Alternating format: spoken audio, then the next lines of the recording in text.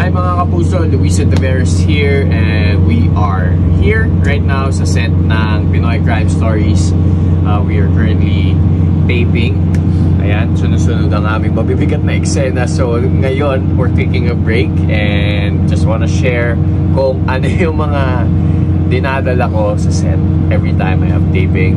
Please excuse the mess kasi nga ongoing po yung mga eksena. So maraming pagpapalit ng damit. So makalat ang aking luggage. So yeah, take a look. So as you can see, nagkagulo-gulo na kasi nakailang eksena na rin ako palit ng pantalon, pambahay, pantalon, balik-balik for continuity. And then ayan, some of the stuff here are like, I have my sunglasses, my watch, my AirPods, power bank, my car keys, my charger, and then more clothes in the back. And then here, I can never leave my house without this. These are my toiletries, so lahat nandito.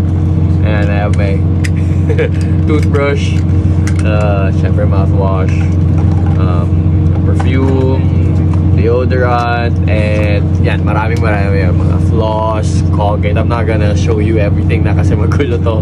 I just stack up everything here. So ayan, kasi syempre kailangan lagi tayo presentable kahit na ang itsura natin ay ginulpi o duguan. Ako, I'm very OC, so ayokong basta na lang pupunta sa set. I always make sure I brush my teeth every after meal and or mint kung wala akong mouthwash. So yeah, that's about it guys. That's all I have for you today. Watch Pinoy Crime Stories, 4:45 PM Saturday.